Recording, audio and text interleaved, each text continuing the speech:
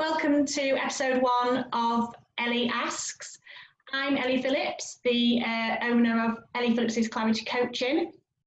I'm joined today by Rachel. I was trying to work out, Rachel, how long we've known each other. I think it was like over 25 years now. Yeah, easily. Yes, I think it's probably more approaching 30 years. Didn't like to say that, but yeah, I think you're probably right. Rachel's a local, very successful local business owner, local to me in the north of England, and her story really resonates with me. I just finished teaching I've been teaching for 15 years and decided alongside coaching, I've been coaching for about 4 years and did that alongside my teaching, and decided that it was time to just jump in with 2 feet and go for coaching full time. So I finished this July, finished my teaching career. So so it's really exciting, and I was really interested to know from you, Rachel, what made you change your career path. So if you wanted to tell people who are listening what your business is and how you came to be and what made you want to switch. So yeah, I own the Paint Box, formerly the Paint Box Ceramic Cafe. We've dropped the Ceramic Cafe a bit recently because we're not a cafe, basically. We're in Cleethorpes, and we are a paint your own pottery studio that specialises in baby hand and footprint keepsakes. So we do everything for everybody, but that's our speciality. So I've done all sorts of things in my varied career. I'm actually a qualified nursery nurse by trade. And I started my adult life at Strand Infant School. So again, like you, an education background. And I got myself into just taking on too much, taking on everything. And I sort of thought to myself, got myself bogged down with paperwork and all that kind of malarkey. And so I came out of education. And then I went to do something else, and I went back to education, and I kept coming in and out, doing various things, and ended up back in education as a technician at Oasis Academy, Winchringham. So I loved it, absolutely loved it. And the Paint Box was my escape. It was my place that I went to chill out and relax after a busy week at work. And I just went in one day with my friend's little boy, and we were sat painting, and I was chatting to the owner, and she just mentioned that she was selling it. And at this point, I didn't think anything, didn't resonate with me in any way, shape or form, other than the fact that I thought, yeah, it's a pretty cool job to do. And I thought, oh, my friend Gemma of It Started With a Stitch, I thought, oh, she'd be amazing at this, absolutely amazing. So I went home, thought nothing more about it, and a couple of days later I thought, oh, you might be all right at doing that, you're probably selling yourself short here, you'd probably be all right at it. And then turned to my husband and said, I'm thinking about buying the Paint Box. And my husband is dead straight down the line. If it's not a good idea, he'll say, don't be so stupid, that's ridiculous. And he said, well, I'm not laughing. So I thought, oh, hang on. This sounds like it might be something that, he thinks I can do as well. So I wasn't on Facebook at the time, but he said, I'll drop Julie a message and I'll tell her that you're interested. When we'll speak to Julie, we'll speak to an accountant, we'll speak to a solicitor, and then we'll see, obviously money doesn't just grow on trees. We'll see what we can do. So Julie didn't realise it was me, but she said, I didn't know which Rachel it was, but I was hoping it was you. So I thought, oh, she thinks I might be all right at doing this as well. And she knows what she's talking about. She's been doing it 5.5 years. And for me, it wasn't about what made me want to take the jump. It was the fear of, how would I feel if I don't? How will I feel in 5 years' time, 10 years time, or, when I'm sat in my 50s, will I think you had an opportunity there? Your husband believed in you. The lady who was doing it before you believed in you. And you still didn't go for it. And so that was it. And once I'd made my mind up, I'm a Taurus, and once we've made our mind up on these things, that's it, I was having it. And like I say, the job I was doing at Oasis Winchringham was amazing. I loved it. It wasn't your traditional sort of technician. It was kind of a bit of everything. So I'd be putting a display up, then I'd be doing a spreadsheet, then I'd be organising children to go to Paris and all sorts of things. And I thought, well, if I'm loving this, but yet I still want to give it up and I still want to try something new, then this must be right, because I'm not just jumping ship, which I've done when I've been unhappy. So yeah, I just went for it, and it's my dream job. Did you have any like mind monkeys or saboteurs that were going around in your head? Anything that popped up for you were going like, I want to take this leap, but what if this happens? What if, was there anything going around there, or just like, no, that's it, done? Yeah, I think the biggest thing for me was the fact that, because obviously Julie is an old friend of both of ours. We all know each other through the same avenue, and Julie was so popular and is so lovely. And my biggest fear was that people wouldn't like me. People wouldn't like me that they liked her. Yes, I'd be able to do the day-to-day things, but would they like me, and would they respond to me in the same way they responded to her? And I must admit, there was a few people, well, my dad was very like, oh, but it's risky, because my dad's self-employed. Oh, it's risky, you're giving up, a permanent job in a good job, with good holidays, and, and it's a steady income, so there was external mind monkeys as well as internal. But yeah, that was the biggest one, thinking that people wouldn't like me, which now seems ridiculous, because people know it, a lot of people know it now as mine, and don't even know the previous story, but at the time it felt quite real. How did you get over that then? Did you just go, I'm ploughing on? Yeah. What was it? I think it's a long time ago, so it's quite difficult to remember, but I think I just thought, I've suffered with anxiety my whole life, from being a very small child, and in my early 20s, like I said, I took on a lot of responsibility, and I had sort of a mini breakdown. I was off work for 4 weeks, and I was only sort of 22, 23. It's quite young to be in that position. And after that, I'd always let my anxiety hold me back. I can't do that job because my anxiety won't let me. I can't do that because my anxiety won't let me. I can't go there. And I think I got to a point where I was 30, how old was I? 33 when I bought the paint box. 33. I was 33. And I thought to myself, you're 33 now, you've got to stop letting this hold you back, because there's an opportunity here that for you to do your dream job, and are you going to let your anxiety keep stepping in the way? And actually, the paint box has been my best therapy. I suffer with obsessive compulsive, and I can't worry about those things. I mean, obviously I have to at the moment because of coronavirus, but you can't worry about mess and germs and all those kind of things when that's basically what you're there to do, to make mess and create chaos. And I think it was just time to just kick my anxiety in the butt, really, and say, no, I'm sorry, you're not stepping in my way anymore.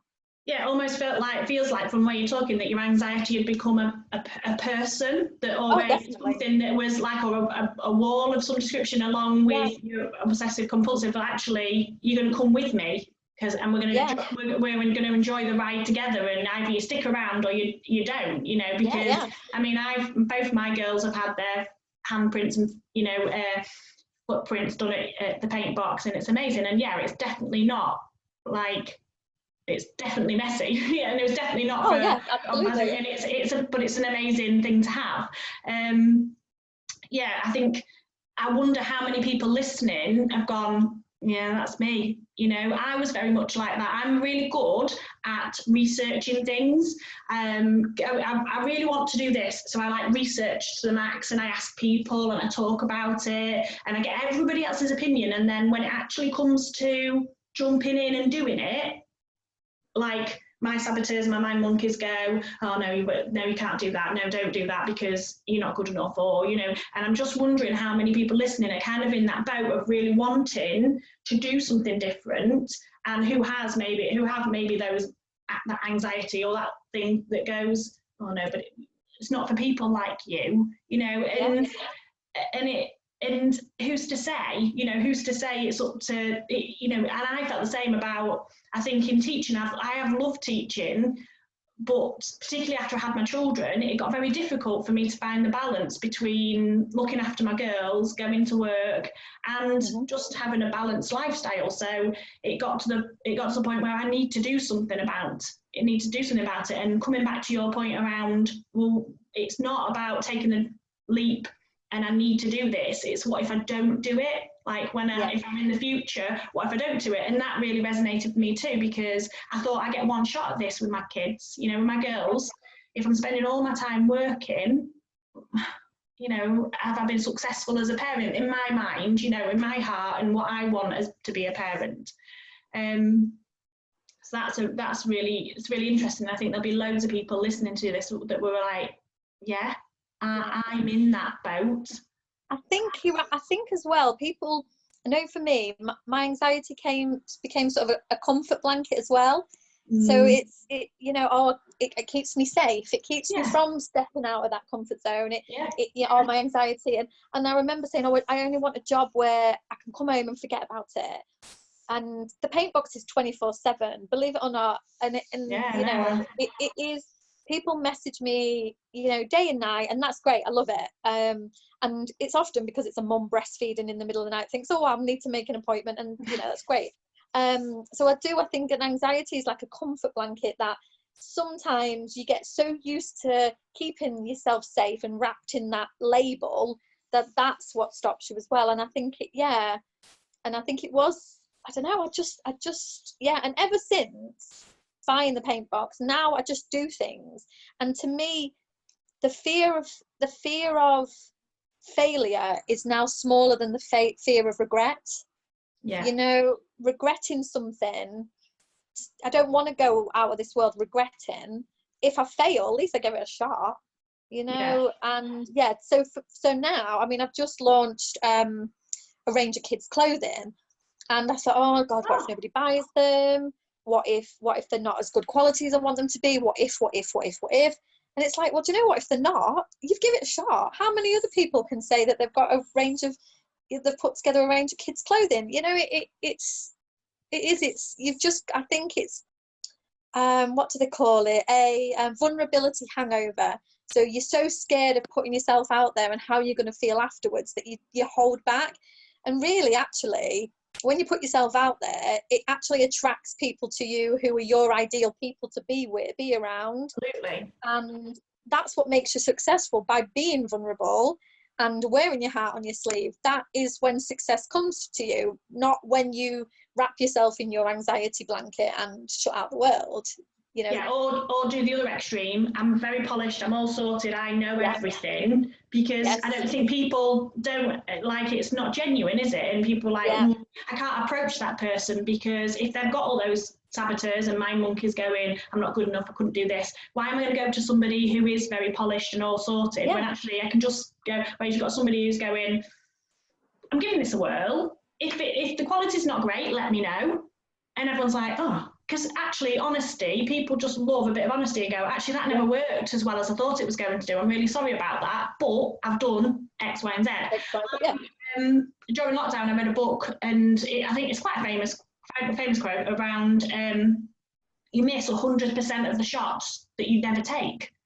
And that's just really resonated with me massively, because I thought, got to go for this, because I could have left my teaching career and gone and got another job and done that and been on that work treadmill that I felt like I was on when I was teaching, up on a Monday morning, and then like my working day would last until I went to bed, sort the kids out, then get back to work. And I was last like on this treadmill for like a full week, and then just thought I could do that, but why is the reason I left in the first place? I want a different quality of life, so I've got to give it a shot. And I feel so passionate about coaching because it actually has literally changed my life. Well, I wouldn't be sitting here now having this conversation with you with my own business of coaching people if I've not had coaching myself. So it absolutely works. Another sort of question that I wanted to ask you, were you worried about the future? Were you worried about the failure of it all? If it definitely. I think every self-employed person is. And I think it is, you do worry, what if, but then I think part of me just thought, well, do you know what? You can't take my qualifications from me. I can't unlearn the skills I've got. And it's quite, I would say my biggest skill is I'm really good with children, and you can't take that from me. I was born with it, or I was raised with it. So I just thought, do you know what? You've got a security blanket. You can fall back. And when I bought the paint box, we had literally just bought a house with a like 16-year mortgage ahead of us. But we didn't have a child, but we were getting married that year. And I just thought, if I don't do it now, before I'm married and before I've got children, then it's not going to happen. So yeah, it did concern me about failure. But I thought, do you know what? You've got your house now. You know, I would go and clean toilets if I had to. I'm one of those people who, if work isn't around, I can find work and I can do it. I'm not adverse to rolling my sleeves up. So yeah, I thought, yeah, I'm always worried that it'll end. And in fact, the further in my journey that I go, the more worried I am that it'll end, if that makes sense. That's interesting. Because what would I do? Do you know what I mean? What would I do now? And it would definitely break my heart if I had to close the paint box. It would destroy me. So yeah, the more you invest of yourself in something, the more concerned you are that it will end. So I think at the beginning, I think it was more just, oh well, we'll suck it and see. Yeah, but it had a good reputation. So to me, again, the inner saboteur tells me that I did it the easy way. I bought something that somebody else had already built and set up. I'm not sure I would have been quite as brave as to jump out there and just go for it off the cuff. But I think now, if the paint box was to end, I would jump in and just do something and see how it went. Another business. It would definitely be another business. I wouldn't go back to working for somebody else. And coming back to something that you said about obviously like coronavirus and things like that, and I've seen that you've changed a bit, had to change your sort of business. Oh, yeah. And how's that gone? So what obviously at the time you couldn't have people in the actual studio, and so what changed? What did you do differently? Well, to be honest with you, at first I gave up. At first I was just devastated. My business won't survive this. And I remember sitting late one night going live on the Facebook page and just thinking, I just don't know what I'm going to do. And then I thought to myself, right, two things are going to happen. You're either going to lose your business if you don't do anything, or your mental health is going to suffer dramatically. So get your big girl pants on, and you're going to have to just try and do something. So I just started putting a few kits together, and I just started off with a couple of £100 that I had sat in my PayPal, wasn't in the business account, and bought a few kits in, and then just kept it going, didn't touch my business account, just kept letting this money build and build and build. And we actually probably turned over about a quarter of what we would have done if we were open, which, considering we were closed, is fantastic, but like I say, more than just making the money, it was about keeping your face seen, keeping your business seen, and keeping my mental health in check, and having something to get up for in the morning, and not just because I'd just laid watching TV, or going to the park with Austin, or it can quickly decline when you don't have a focus, I think. Yeah, and I think a lot of people have found that during lockdown. For me, I think this is the beauty of people, and this is why I love coaching so much, because when you coach, you put your little map of the world, my map of the world, based on my beliefs and my experiences, and just listen to the person that I'm coaching and ask them questions and find out about them. But so for me, during lockdown, it's like same storm, different boats. We're all on different boats, depending on how we felt. Like for me, it was like a welcome, like the world had just slowed down, and I was just like, I'm welcoming this slowed down version of my life. I was still working full time, although I was working from home and planning lessons and going into school sometimes to work with the key workers, but it wasn't up, sort of kids, so take them to where they needed to be. But it was a slow down. So for me, lockdown was definitely calmer and more chilled, and it gave me the time I'd already resigned, so I knew I was leaving, but really push through, what is it I want, what is it that's going to happen, what do it, like you say, that focus. And I think having that focus to focus on what's important, what are my values, what do I need, what do the people who I really care about need, but also what do I need to do for my business to get it out there as well, to get the ball rolling. What advice or your thoughts around anybody else who, if they're listening to this and want to change career or want just to change, I mean, I think if we talk about career, it's probably easiest, excuse me, you know, what advice would you give them or what thoughts would you give them? Just do it. That's it. Honestly, that is it. I've said this to so many people, to just do it. Don't think what if. Don't worry about tomorrow, because we've seen how quickly tomorrow can just go for so many people, thousands of people now who thought they would still be sat here today who've gone in a heartbeat. And I just think, just do it. If you've got an idea, just do it. Start small. Start at your kitchen table. Start with a few friends on Facebook. And once you start to see the success building, then just definitely just go for it, because you'll never regret trying anything. You'll never regret trying something, but you will regret not giving it a go. You will. And I know I would. I know. So if I think now, I would probably still be working at the school. And I'd still be happy, but would I be as confident as I am? Would I be, you know, able to do things like this, like go on a podcast? Would I just think, right, okay, I need to make some extra cash, I'm going to make these kits and sell them online? No, I wouldn't have the confidence. And I think once you make a leap, you keep leaping, you know. And I think, yeah, that is my advice, to just do it. Just do it the right way. Your comfort zone, like, I don't know, does it stretch to get small? You know, almost like you're pushing it all the time, aren't you? If you like you say, you're making that leap, you're leaping a little bit out of your comfort zone, but then your comfort zone catches you up, because that is now your comfort zone. So then you leap a little bit more and leap a little bit more, and like going live on Facebook. I mean, to begin with, I think, oh, this is hideous. Yeah, same.